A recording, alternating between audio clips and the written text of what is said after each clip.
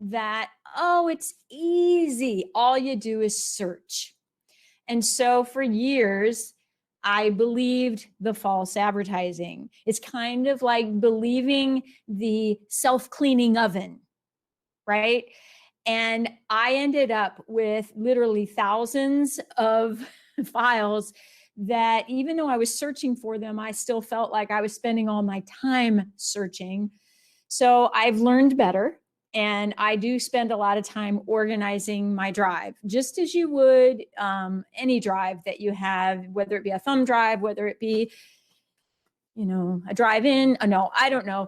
Anyway, we need to actually spend a little time with it. And I hope that this presentation will give you at least some ideas of how to do that easily and just efficiently, you know, and you get habits. And that's what I'm going to kind of show you what I do. Now, remember, do as I say, not as I do, because I'm about ready to show you my drive. And even though I will tell you some habits that I have, they aren't fully formed. So yes, sometimes there are files laying all over the place and I do have to clean them up. All right, without further ado, I'm going to talk a little bit about navigation and some of my philosophies about the navigation piece. So I will be showing my drive again and sort of talk with you about it. All right. Over on the left here, priority. Priority is what Google thinks that you really should be working on. It bases it on what you've been opening most recently in the last hour, last few days, how often you've opened it. You can see one over here says you've opened frequently, and that happens to be the calendar. So that's what priority is about. I rarely spend a lot of time with priority unless I'm in a real hurry and I said, I know I opened that today. And if I say, I know I opened that today, it's usually in priority. My drive. Well, this is your storage area and you can view it two ways. You can view it the way you're seeing it here. There's a quick access at the top, very similar to the priority drive. The only difference with priority is you can actually mark things as priority, whereas quick access is just sort of there based on what Google thinks. And then you can look at it like this, which is a tiled view. And that means that anything that's out there is going to show you like kind of a big thumbnail. Or up in the right-hand corner, you can look at your drive as a list. And that is how I prefer to look at my drive. I really like being able to see my folders all stacked up perfectly.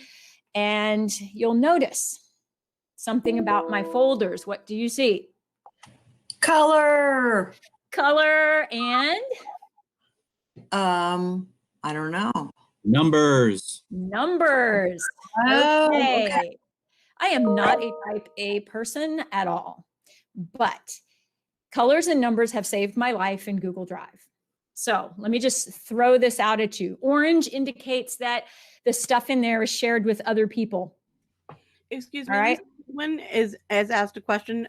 She wants to know how you make your folders colored. I'm going to show that, but I just want to tell you what they are first. So I know exactly what the colors mean, and they mean something to me. When I open something that is orange, I know that what I'm about ready to do in there is shared with other people. And I know that if I make an edit or a change, I am changing it for other people. And it's a really important, you know, reminder and actually warning to me. So that's what that color means. Green is something that is mine and mine alone. All right. So I know that that's all my stuff. I own it, or I'll show you later. I may be borrowing from somebody else in there.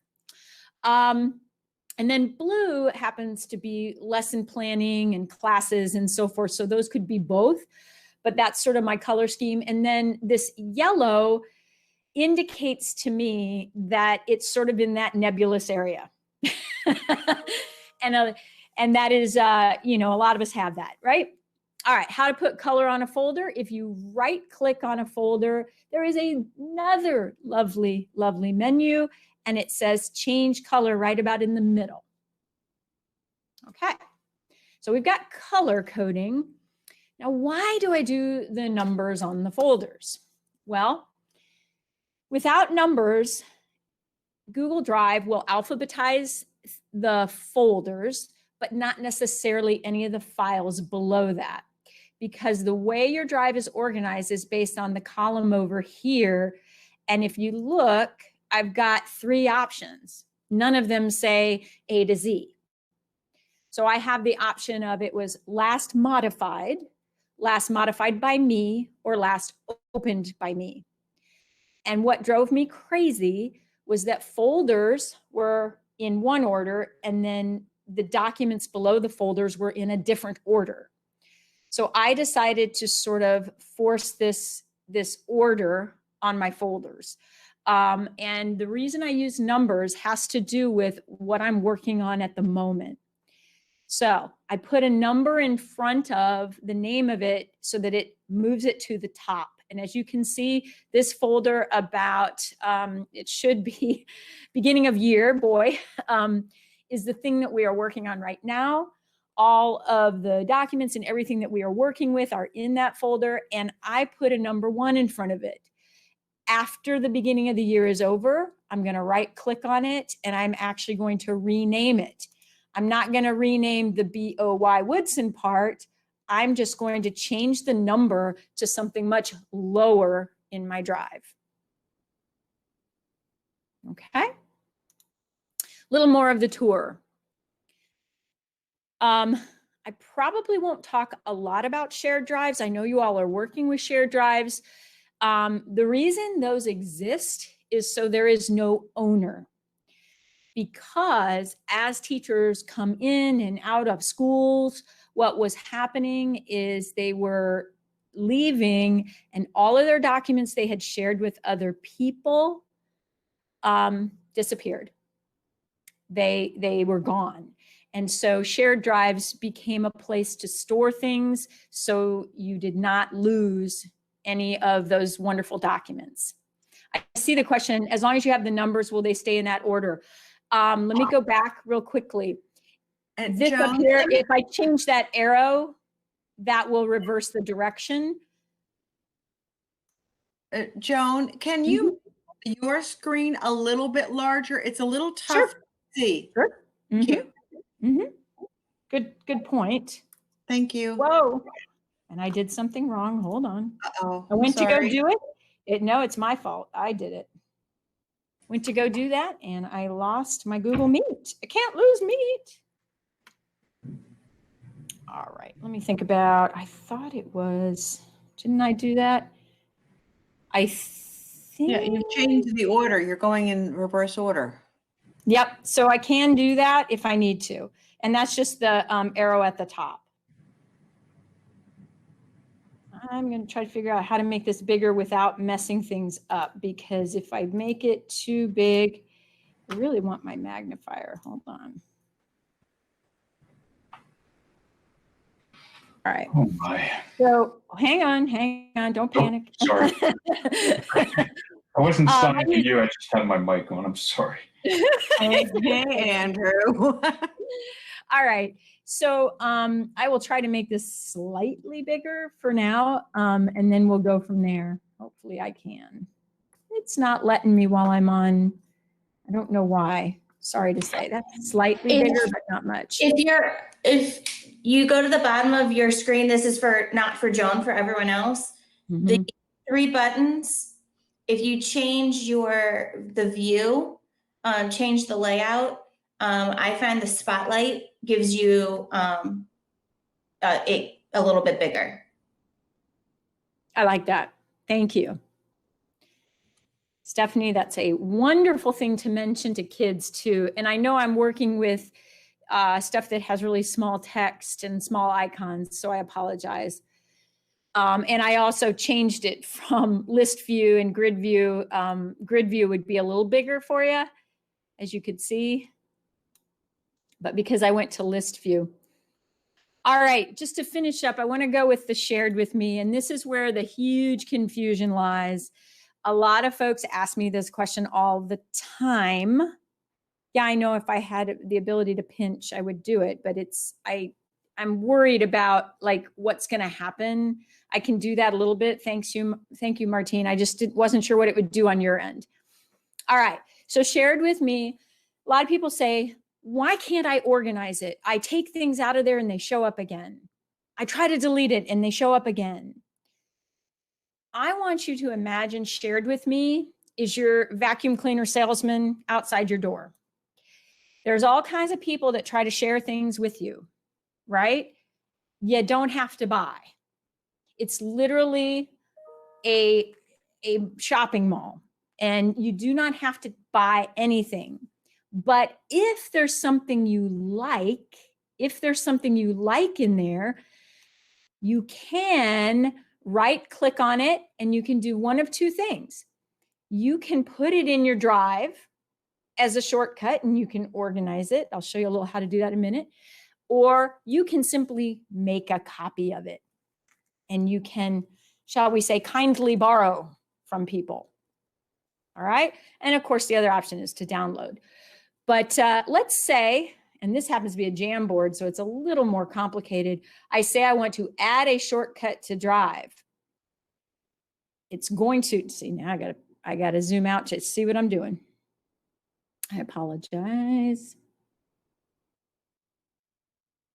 It does not want to work with me very well today. I think, so it popped up with this screen saying, okay, so you're gonna take this document that isn't yours, it's shared by someone else, and you're going to put it in your drive.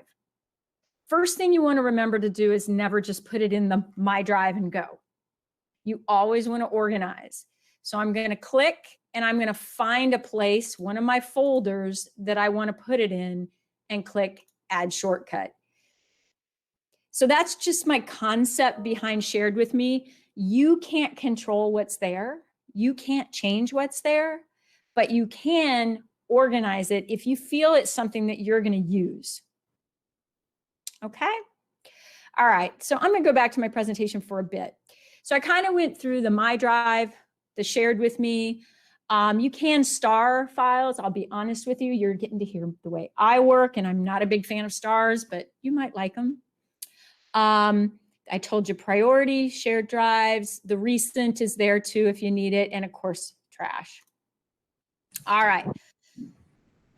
Where are we with questions at this point? Anyone have any? I have a question about shared with me. Mm-hmm. We were working together in English 10 on one of the lessons that we had to do for your Virtually Unstoppable. Mm-hmm. And so rather than all 5 of us write it all down, I shared it with the team, and then I shared it in a shared folder, and then I couldn't submit it in, this is a problem I had last spring with my journalism class. I couldn't submit it through Google Classroom. I could only submit it from my own drive. So then I had to go through all these hoops to get it back into my drive so that I could submit it. Is that just me making things harder than they have to be? Google Classroom has its own file structure, and I was going to maybe hit on that a little later, but it has its own file structure. And one rule that you want to always remember is don't move anything, because it literally makes very distinct connections about ownership based on where it's located, what folder it's in. So as soon as you take a document that was distributed to you in Google Classroom and you change the location of it, it's no longer correctly attached to the assignment. And you know, that's something that's hard to tell kids, but it's just, hey, go access it from Google Classroom. Don't go to your drive and drag it around and move it. If you need to, make a copy of it and work on that copy. If you need to work on it outside of the assignment piece, yeah, I understand that can be a little frustrating. And I've had a few people say they've tried to do that and they've gotten thwarted because they couldn't turn it in. I have another question, just as a follow-up. when okay, and this is from some of the PD I'm doing, and I'm trying to like work on a Jamboard or Mhm. what I'm doing. Can I count on Google Classroom to keep saving my stuff like I can on my Google Drive? Because I sort of Yes. feel in the classroom, I'm afraid I might lose it. No, it's actually in your drive, and I'll show you where that is in a bit. I'm going to talk a little bit about the breadcrumbs. I use them all the time. I need them because I can't always find everything. So if I am deep into, let me go in fairly deep into some folders. All right. I use the breadcrumbs to move around rather than coming over here on the left and trying to go find those folders again where I was. If I want to go back to the folder labeled My Info, I want to click on the breadcrumbs. If I want to, let's see how many folders deep I can go. I can't really go. If I want to go back to my drive, I click up at the top. I always look for those breadcrumbs across the top before I try to navigate on the left. I keep moving forward. Here's one of the biggest habits that has changed my life. Whenever I create something new, I've seen a lot of people go to like, let's see, they'll go to their waffle menu, which I don't even have, which is so bad. I'm like horrible. And they'll go to docs, right? And they will see, I don't even use it. It doesn't even want to work for me. And then they'll create a blank document there and they'll start typing away and then they close it. And I'll be honest with you, that document now is just in who knows where. I mean, it is in your drive, but it's not filed. It's not where you're going to be able to locate it. And it was a bad decision to go that route because I don't even see it yet. That's how bad it is. When I create a new document, I go into the folder I want to place the document in, and then I go new, and I can make anything here. A document, a sheet, a slide, and then under the more, I can do a form, a drawing, a map. I can go down here and do a Jamboard, and I know it's already filed in the appropriate folder where I want to keep it. All right. So what about if you're making assignments for Google Classroom? My suggestion is that you have a folder for the class, and that's where you always create all your lessons that you're going to distribute to the class. Any Joan, questions about that? Back to the shared with me. Mhm. I am a person that I like clean inboxes. So I tend to if it's not something I want, I just delete it from shared with me. Is that what we should be doing? If you delete it from shared with me, you're just going to be chasing. You're just going to be chasing the rabbit, because every time someone does a shared with me for everyone in Fairfax County, that's going to get very deep and long. If you can keep it clean, that's totally up to you. But I almost ignore it, almost constantly. I just leave it there and let it fester. I rarely worry about what's in shared with me. Okay. I also find that students don't know how to organize their My Drive.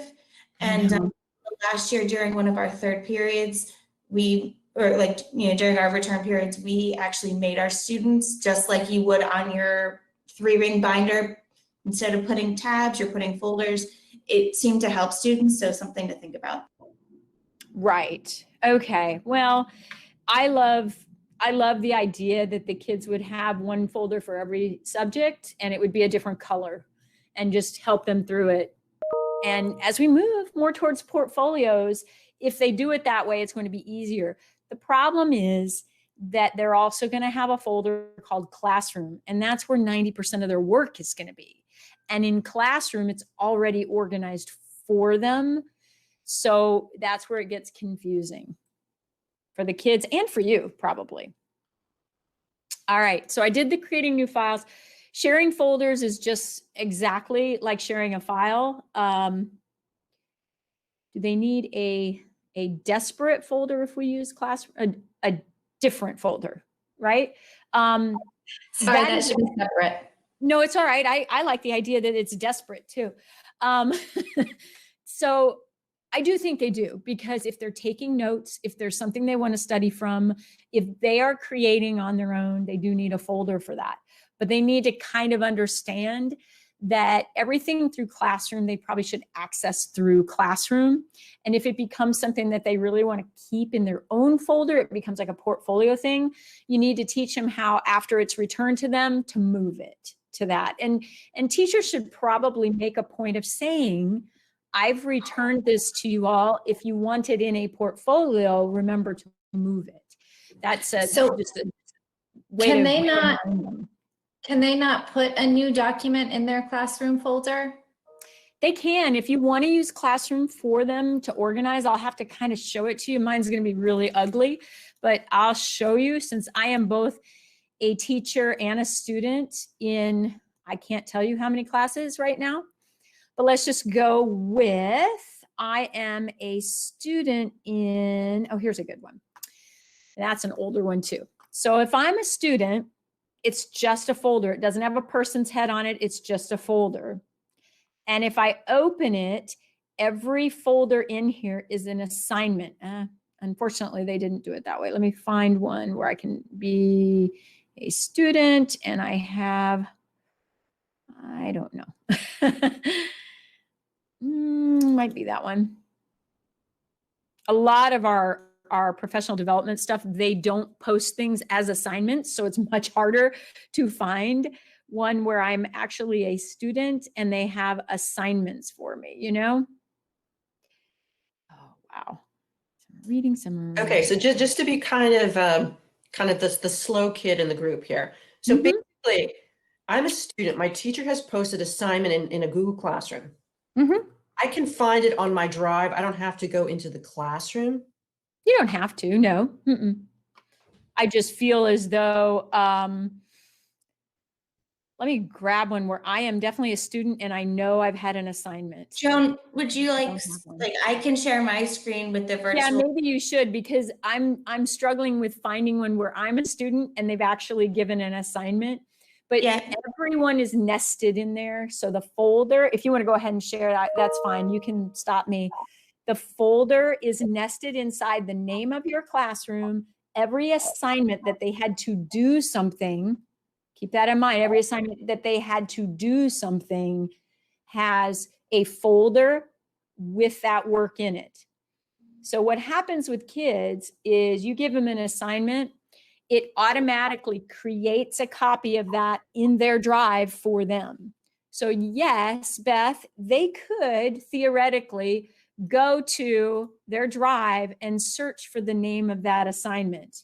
Let me think if I've got anything in Chem. I don't know. So here's a periodic table, right? So maybe they were assigned something that had to do with the periodic table. They could literally go search for it. Is that the best way for them to access it? Probably not, because what if you attached 3 things to the assignment? They're only going to remember one, they're only going to see one, they don't do the whole thing. I really suggest that they go through Google Classroom whenever you assign them something to do. That way they get the whole assignment, including if you wrote anything in the directions, because just searching here, they're not going to see the directions, what that is. So go ahead, Stephanie. Can you see? I Right. do. Mm-hmm.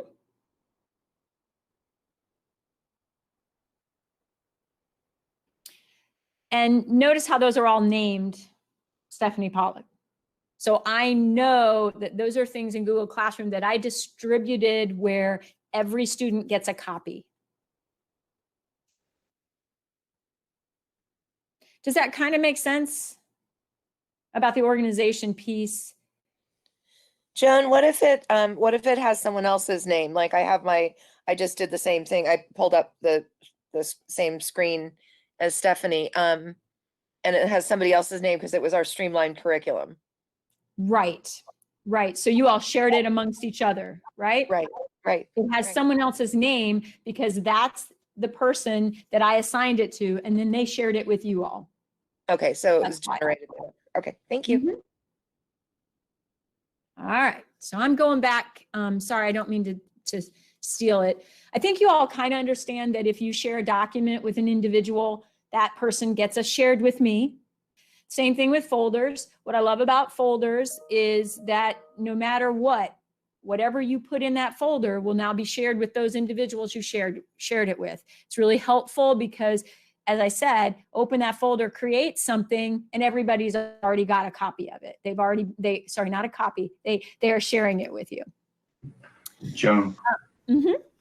could I ask a question relating to what you just said? Mm-hmm. Last year, I would run into a problem where I would make a folder available to a bunch of kids who were editors on the paper, and some of them would say, hey, it says I don't have rights to this folder. Is that something you're going to address today? All right, that all has to do with they've got more accounts than one, and that's because they go and create Google accounts and then they can't access things. So this is my tip. I'm trying to give it to everyone. I want to give it to the kids. If something says you can't access it and you are almost 100% sure that you can, I want you to go to myaccount.google.com. Whatever account shows in myaccount.google.com is the primary account that you are signed into in your browser. You need to switch that account to the FCPS one, and then whatever you are trying to look at needs to be pasted into that window. And I cannot tell you how many account problems we have because people try to access things and they've got 3 and 4 Google accounts in one browser and they don't know which one they're in when they try to access it. Joan, can I piggyback off of that question? Sure. Like I see a lot of times when students share their work with me that they fail to give the access permissions. I mean, is that kind of the same thing?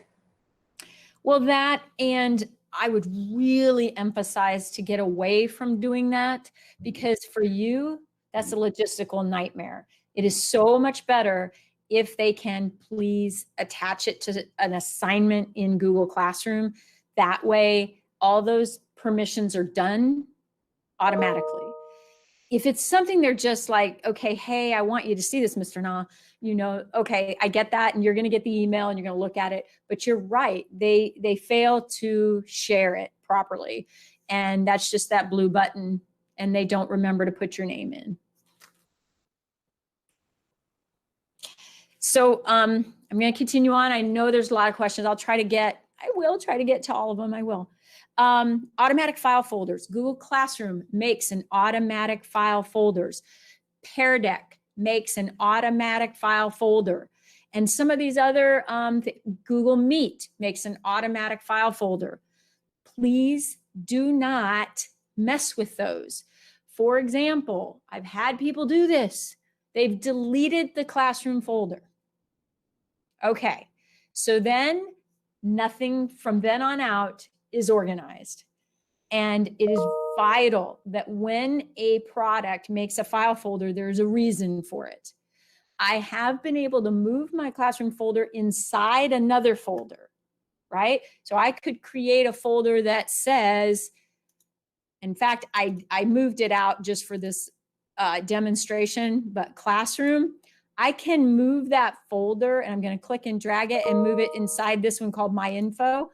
I can do that, but I did not rename it and I didn't change any of the file structure inside it. That's the part that you just can't do because then things get disconnected from Classroom itself. Any questions about automatic file folders and products? Yeah, I have. So, I can go next. Go ahead. Mm-hmm.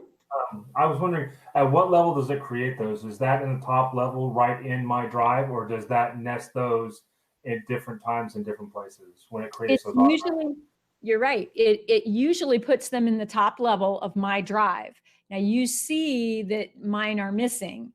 I have put them into different places, but I never changed the structure underneath them.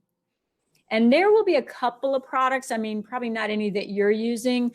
I honestly, I don't know where I put my Pear Deck folder, but I think it's in here. I try to keep those, like, here's my Meet recordings folder that automatically is created whenever you use Google Meet recordings. I just stuck it inside one level below, but I don't ever like change the name of it, because then it doesn't know where to put those recordings. It's looking for that file name. It's looking for that folder to put the recordings in. Same with Classroom. So if I changed it to My Classroom, suddenly Google Classroom has no idea where it went and can't file those away properly. I know But people that was have- Meet recordings your creation? Or No. was it Google oh, okay. It's automatic. It happens when the first time you hit record on Google Meet, Google will automatically create that folder and put all of your recordings in there.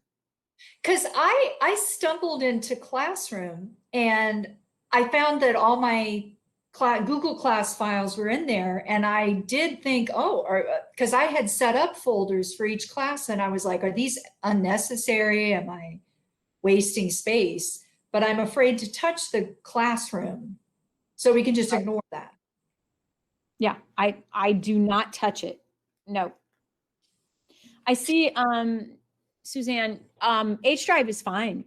But one of the things that we've been running into is folks are using Word and Excel and, you know, PowerPoint and all that, which is great. And you can work with all of those within Google Drive. But if you're making changes to it and then having to upload and download and upload and download, you're probably driving yourself insane, because you probably have a million copies of the same thing. If you save it in Drive File Stream, which we were going to talk about here a little later, but I can mention it now. For those of you that have not done this, you go to the Software Center, and there should be a Drive File Stream install for you. If there isn't, let me know. There it is, Google Drive File Stream. Once you do that, Google Drive is now, I'm not gonna be able to show it because I'm not showing is now a place. I don't think I can show this. Let's just see. Nope, it's not showing for you all, is it? Nope. Maybe. Nope. No, Google Drive File Stream will be a place that, like, when you're working in Word, you can just store your Word documents and not have to change them.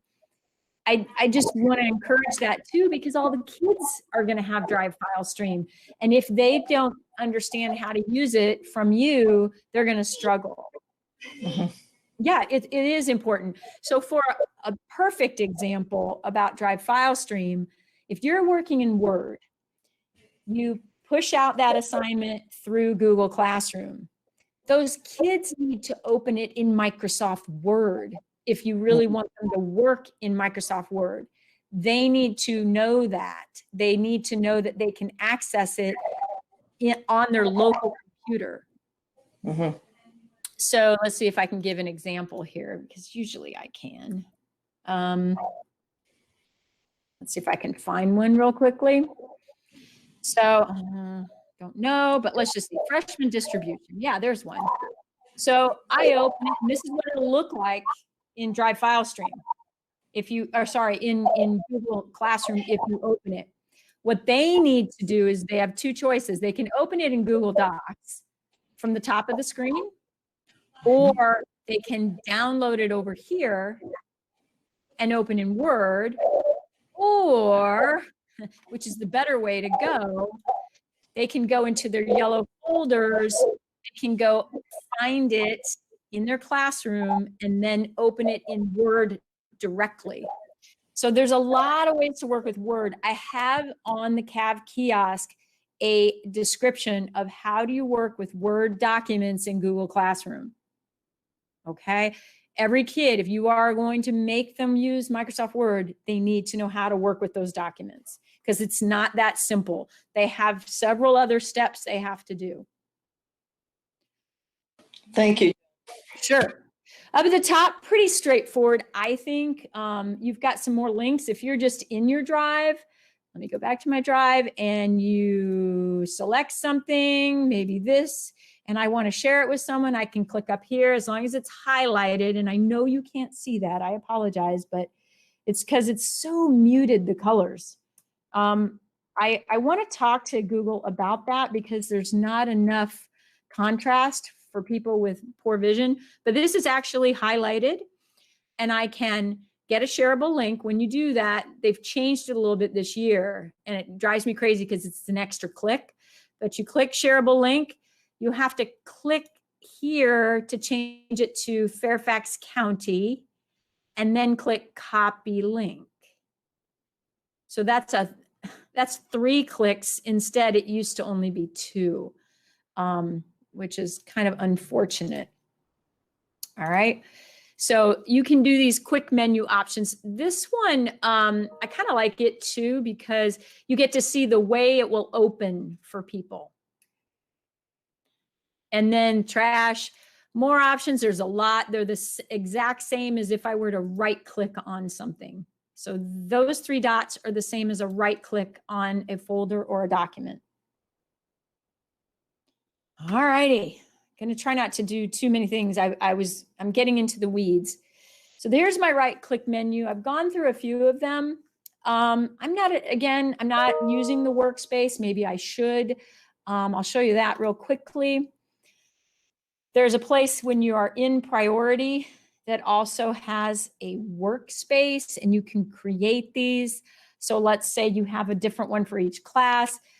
For now, I think folders are easier for me to comprehend than workspaces, but I could see somebody really getting into that if they wanted to, and that's located under the priority.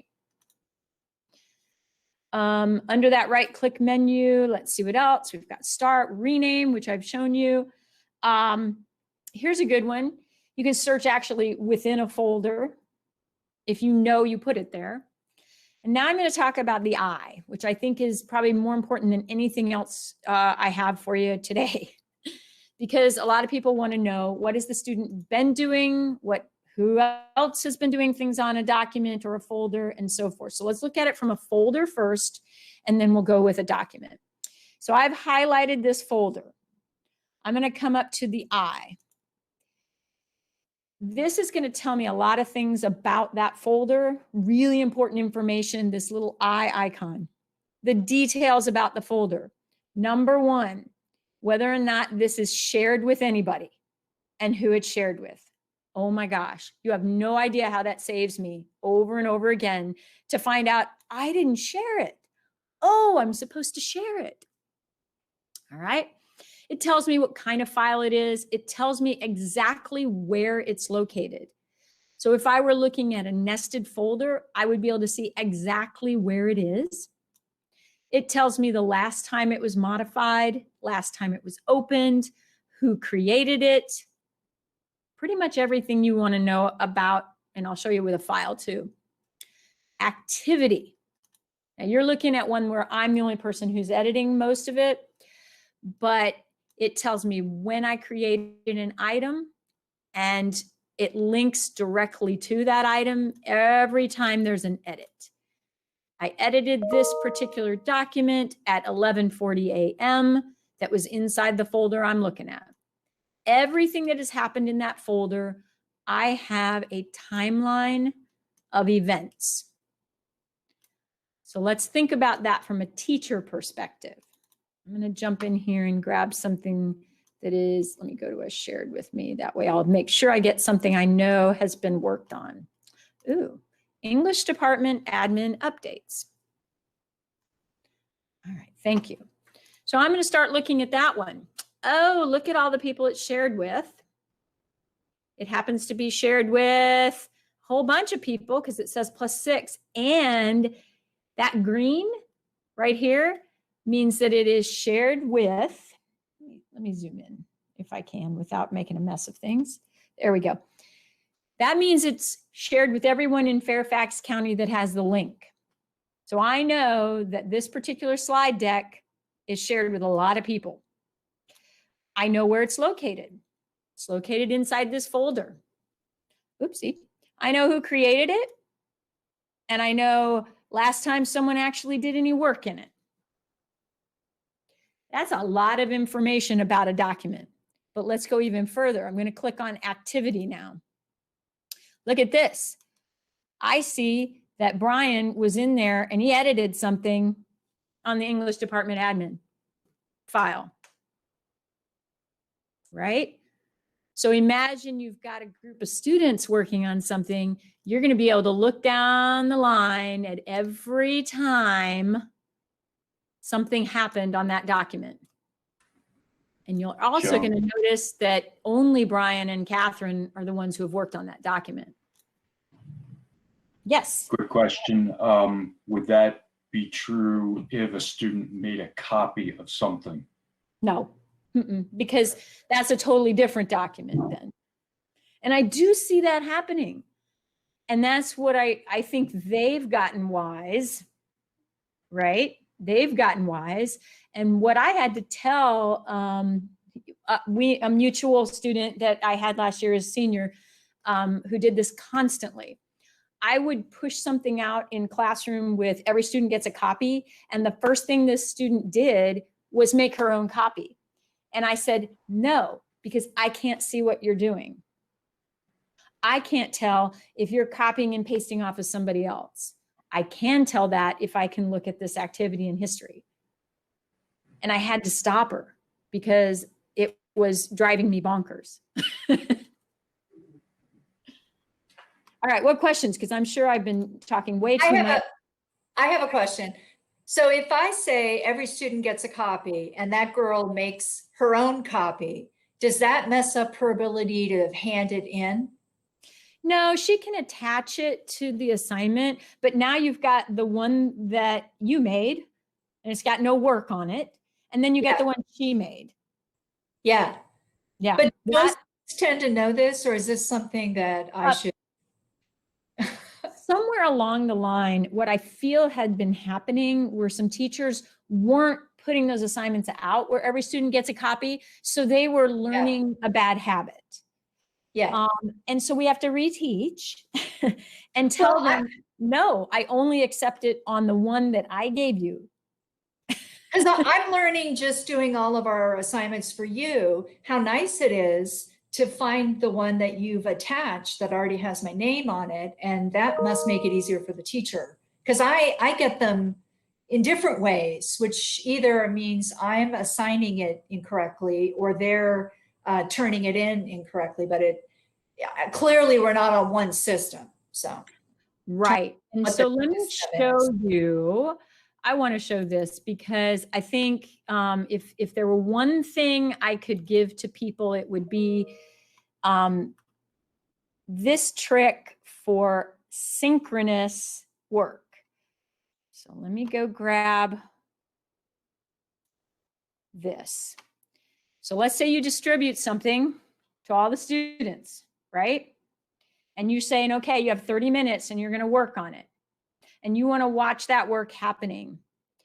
I would suggest, and this is just me talking, using grid view and watching them work, because you can see all their documents real clearly in Google Drive, and you can see changes being made on them as they're happening.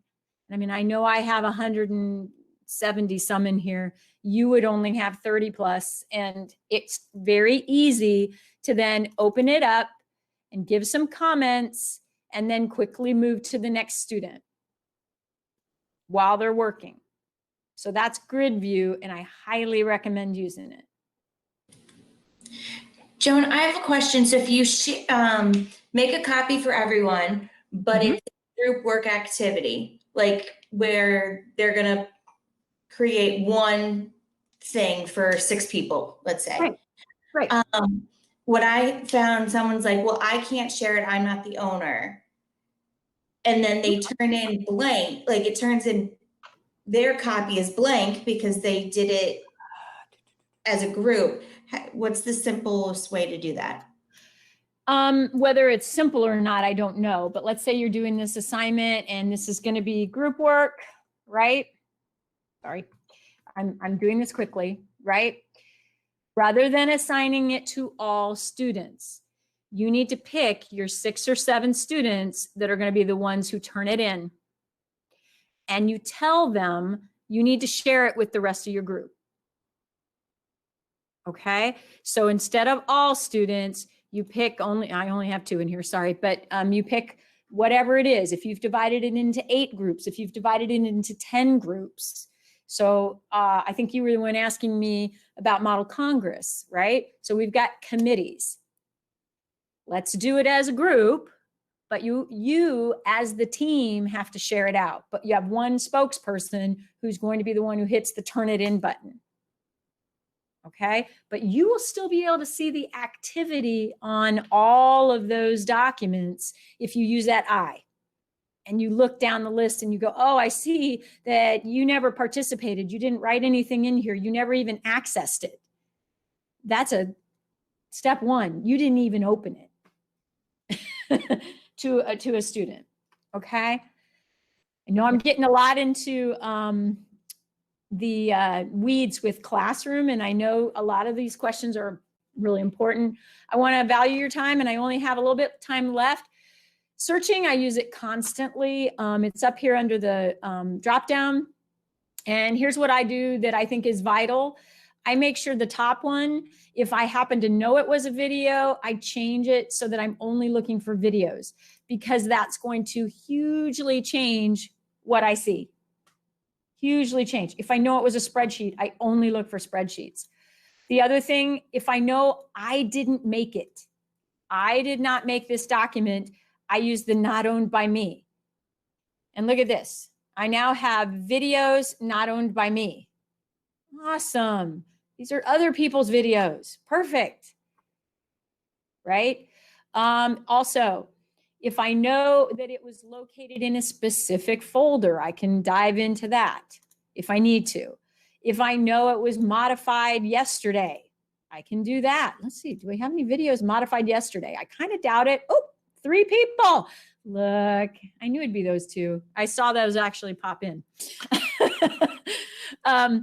So anyway, and then there's even more down here, right? I mean, you can do so much with that search function that's under the drop down. It's the advanced search. Just pay attention to that, because that'll save you boatloads of time. Okay, and there's more about the advanced search. Version history. So we've talked a lot about cheating, a step-by-step how-to for the grid view exercise. I actually think I have that, Jonathan. I will try to post that somewhere, but I think I have it. I can show it maybe at the end here. Can I talk a little bit about the version history? So I showed you how to use the little I icon. You can also grab version history, but let me just be honest with you. You're going to get into the weeds now. You're going to get into everything that someone has done. Let me find, you know what's going to be fun? Let me go to a shared drive. That's more fun. See if I can find something that people have worked on. All right, we'll do this one. So I'm going to open this document, and I am going to look at version history. You're going to see it's mostly me, but that's okay. So I'm going to go to File, Version History. And it's going to say See Version History. Now I'll try to zoom in a little bit on this. Yeah, it's mostly me. I don't think any, oh, there we go. Carlin did something. So version history actually divides this into the big chunks of editing and the small chunks of editing. So for example, on August 14th, Dr. Floyd at 7:35 a.m., yes, she was up early, was making a edit. How many edits she made, I can expand this and see how many edits she made. So she made 1. If I need to see that edit, I would actually click on the date, and it's going to show me what that document looked like on August 14th at 7:34. Anything she wrote will be in this color. If I want to show my edits, here's one that I did at 12:30, and I did 1, 2, 3, 4, 5, I don't know how many edits I did. And if I click on it, and I'll zoom out now so you can see, if I were to scroll through this document, anything in that purple color is what I edited. Probably there it is. That's purple color. All right. So now, quick question. You have several deaf and hard of hearing staff on here, and this is going rather quickly, and they're on a I split screen. apologize. And it's okay. There was a question as to back when you were looking at the videos and narrowing it down, what button did you click on to do that? That was missed by. Oh, I'm sorry. Okay. It's very hard to see. I know this is all muted colors. It's this drop down arrow at the top. This is the advanced search. Great. Thanks so much for that. And I'll while try to be you're- more conscientious. And while you're in there, where is this I? Over here on the right. Wait, I'm not following you. Over there. Okay. Oh, just a letter I. I'm looking for something that looked like an I. I know. So if I click on if I highlight anything and then I click that I get the details and I get the activity on that document or on that folder. Cool. Thank you. It's a godsend. It really is. All right. Am I missing something in the chat? I know I'm going fast because our time is running out. It's terrible. There were questions about, is there like a Google organization workshop for students? Only if we make one. I don't know of one, and that's a really good question. There's been a lot of talk of central office providing a lot more guidance to our students. And what I'm seeing them make isn't bad, but it's very elementary based. All right.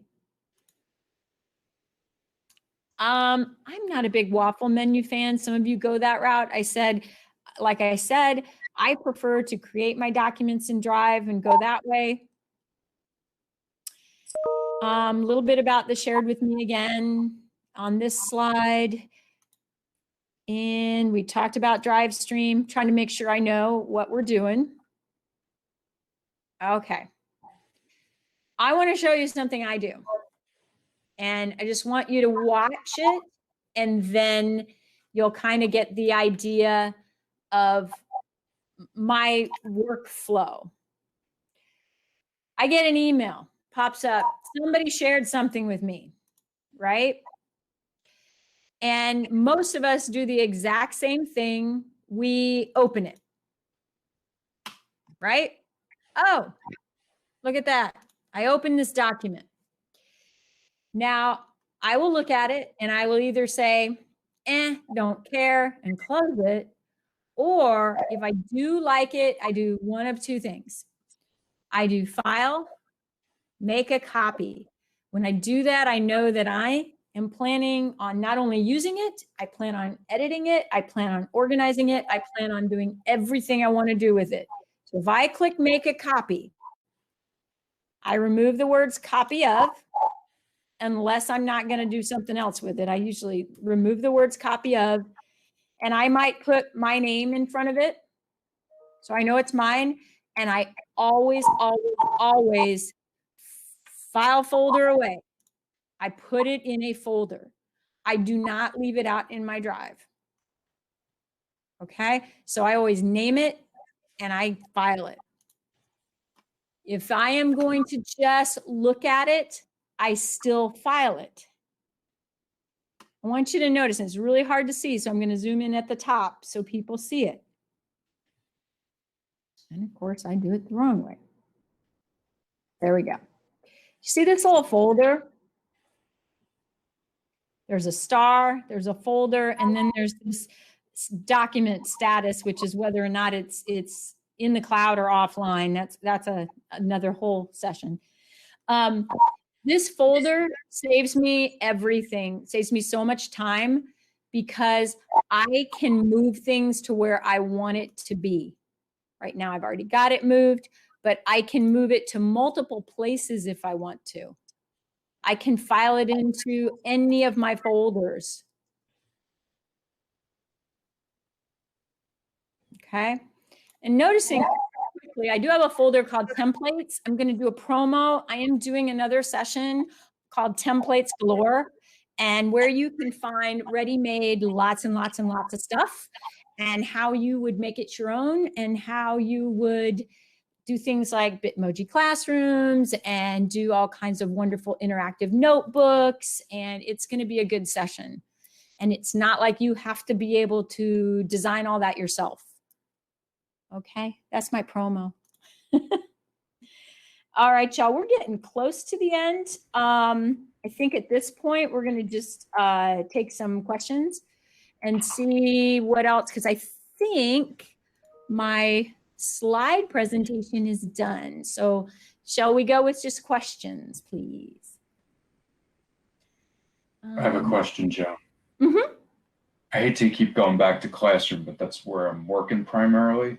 Sure. If a kid opens up something that I want them to work on and it's a doc and they're doing it like kind of live in classroom and their computer shuts down or gets disconnected or they have to walk away, when they come back, where is that Google Doc? It's still in Classroom. So let's do that. I'm gonna go into Google Classroom, right?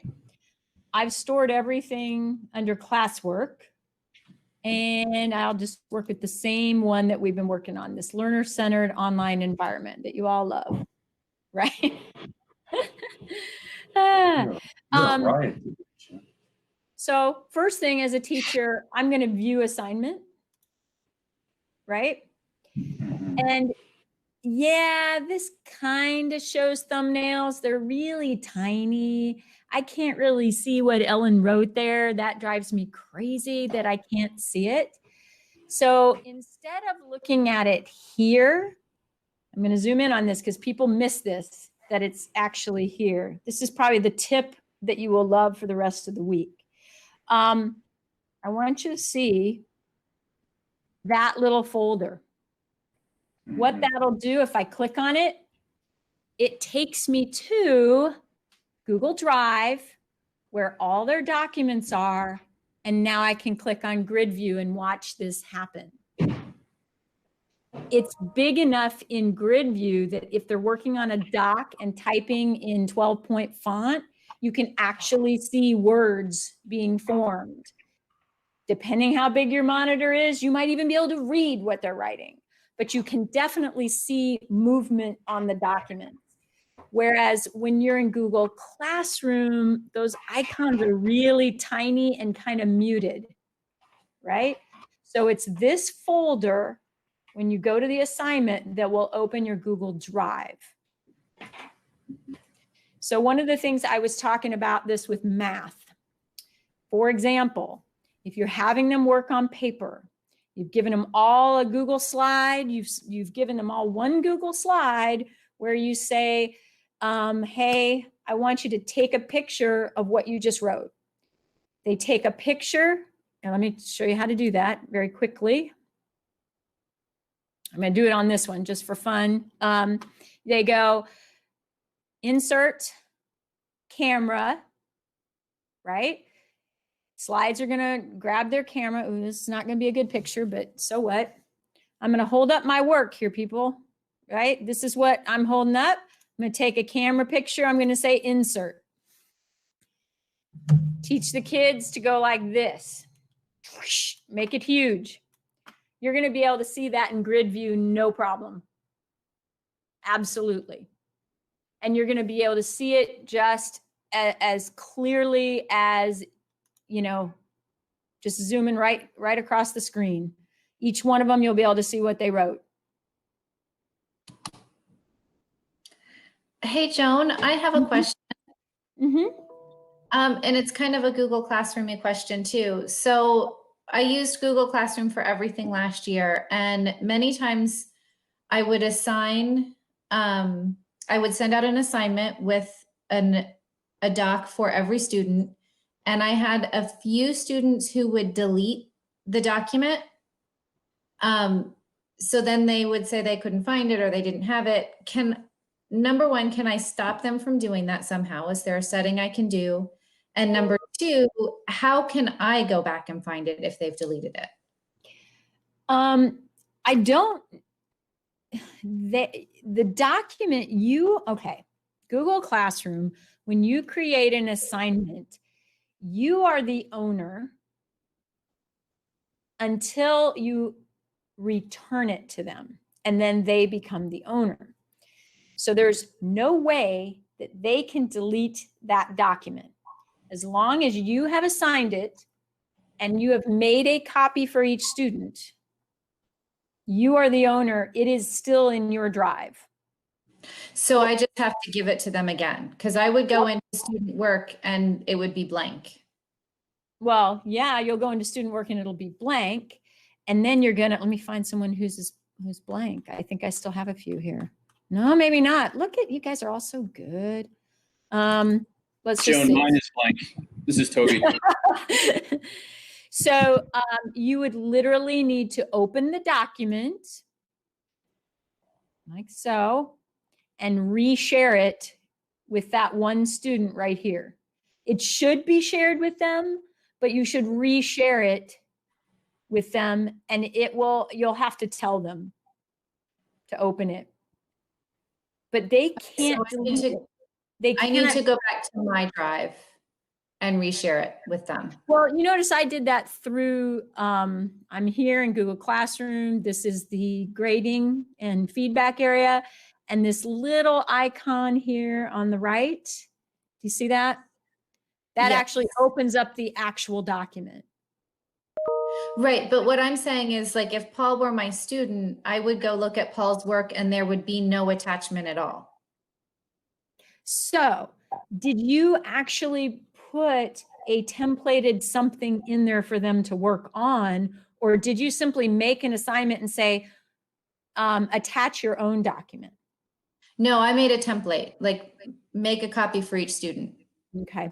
So somehow yeah, you would have to go back and reassign to that one student. Okay. And, it's still there. It's not gone, but they've been removing it in some regard.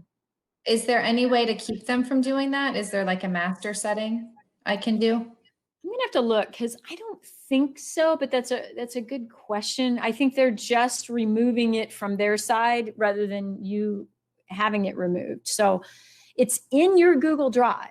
It's definitely there. Okay. Yeah. Thank you. Mm-hmm. All right. I'm trying to, let's see, what else do I need to look at here? I'm looking for your questions. Any questions that are in the chat that I should attend to? Question Stephanie asked. Lisa. Doug, early or late? Well, okie doke.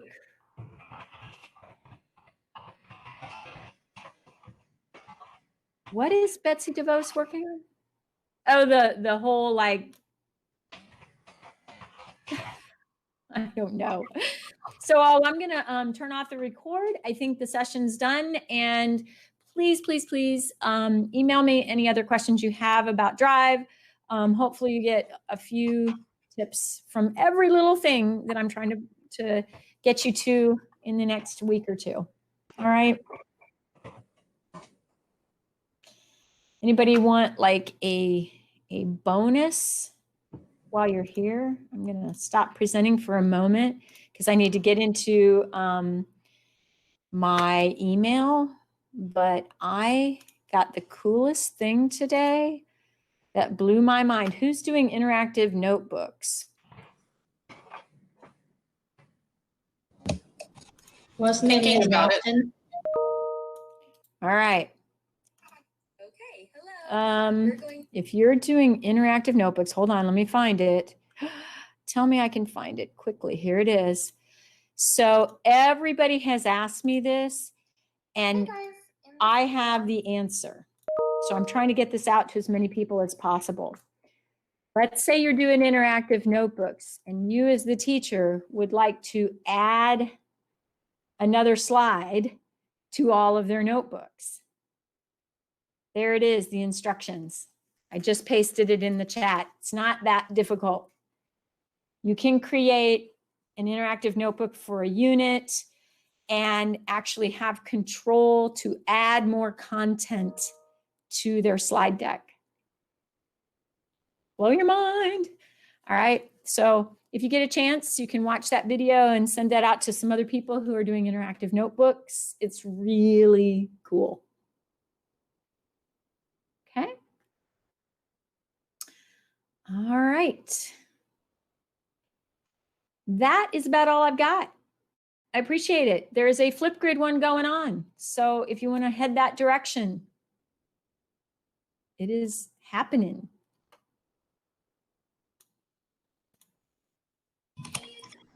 Is that here, Joan?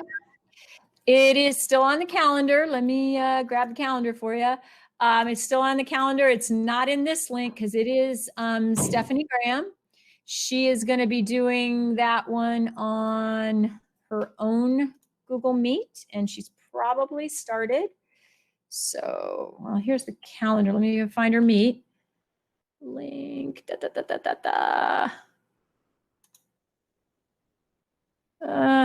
Slow for me. Here we go. This one's hers. If you want to see what she's doing with Flipgrid, there you go. And I will be seeking parent permission for Flipgrid. That's a done deal. All right. And Suzanne, I still feel bad about the email I wrote you. I think we could probably set up some time if you really want. I just want to tell you that. Okay. I have more time now. Joan, when is the template session? What I'm doing, it's going to be somewhat of a hybrid session. So when I call it a hybrid, what I'm going to do is I'm going to send out an all school with resources and a to-do. Like, you have to do this before you come to the session.